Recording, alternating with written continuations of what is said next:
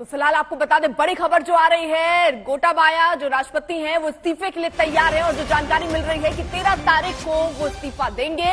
फिलहाल इस खींचतान के बाद वो इस्तीफे के लिए तैयार हो गए हैं। श्रीलंका के पीएम रानिल विक्रमसिंघे ने इसकी पुष्टि भी कर दी है। प्रमोद माधव हमारे साथ हमारे सहयोगी जुड़ चुके हैं। प्रमोद, क्या जानकारी मिल रही, क्योंकि कहा जा रहा था कि 13 को तक वो इस्तीफा दे देंगे, लेकिन प्रदर्शनकारी अभी भी डटे हुए हैं, कह रहे जब तक इस्तीफा नहीं तब तक राष्ट्रपति आवास खाली नहीं करेंगे।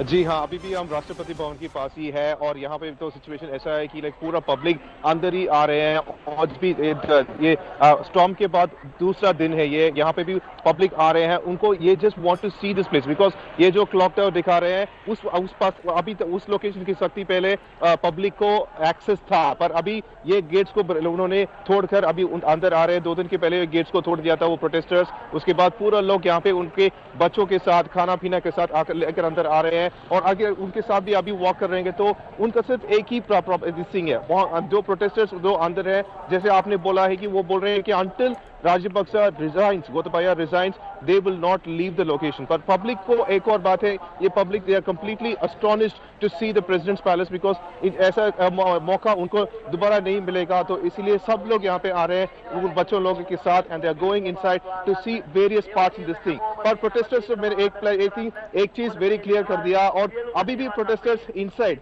उन लोगों ने एक कैंप ही लगा हुआ है, मिलिट्री भी यहाँ पे, STF भी पूरा है, nobody stopping anybody। सिर्फ प्रोटेस्टर्स ही अभी कंट्रोल कर रहे हैं यहाँ पे, जो बोल रहे हैं कि डू नॉट ब्रेक एनीथिंग, कुछ भी without breaking anything, enjoy everything at this location. ऐसे ही कर रहे हैं। जैसे भी देख रहे हैं एक टेंट भी है यहाँ पे 24/7, यहाँ पे पीपल प्रोटेस्टर्स यहाँ से बात कर रहे हैं पब्लिक के साथ और ये पब्लिक को एनकरेज भी कर रहे हैं कि आकर ये सब लोकेशन को देख लीजिए। ऐसा भी और protesters after getting to know that public are in large number, वो प्रोटेस्टर्स पब्लिक को भी रिक्वेस्ट कर रहे हैं कि नॉट ब्रेक एनीथिंग, वैंडलाइजेशन को नॉट अलाउ कर रहे हैं। वो भी टेक कंट्रोल, क्या पूरा लोकेशन पे जो प्लास्टिक सब कुछ है उस सबको वो ही क्लियर कर रहे हैं। पर ये लार्ज क्राउड ये जो देख रहे हैं, ये पीपल फ्रॉम कोलंबो है, they coming over and they want to see the entire location. So still they are all waiting for Rajapaksa's resignation.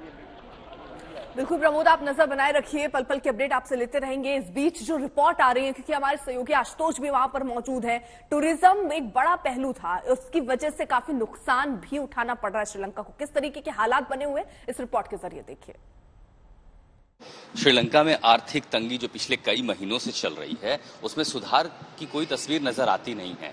जमीन पर हालात इतने बुरे हैं कि घंटों घंटों बिजली की कटौती होती है, तेल की कीमत, और ये सब किसी से इस किल्लत के बारे में ये जो जानकारियां हैं ये छुपी हैं नहीं, पूरी दुनिया को अब पता है। अब हम जैसे इस तरह एक लग्जरी होटल के अंदर हैं, 94 कमरे हैं यहाँ पर, और श्रीलंका जो कि अपना इतना खूबसूरत है, पूरी दुनिया से यहाँ पर्यटन आता है, लेकिन इनमें से सिर्फ 7 कमरे ऑक्यूपाइड हैं। अभी देखिए यहाँ रिसेप्शन पे जो स्टाफ आपको इतना ही दिख रहा है। हमें बताया गया कि कई सारे स्टाफ, लगभग आधे जो स्टाफ हैं उनको 15 दिन की छुट्टी पर भेजा गया, और ये हर महीने कर रहे हैं क्योंकि कॉस्ट कटिंग करनी पड़ रही है। जाहिर है इससे जो आम आदमी है, जो तबका है, उसकी कमाई पर, उसकी जिंदगी पर असर पड़ता है। ये एक तस्वीरें हैं, अब आपको अंदर होटल के अंदर लिए चलते हैं।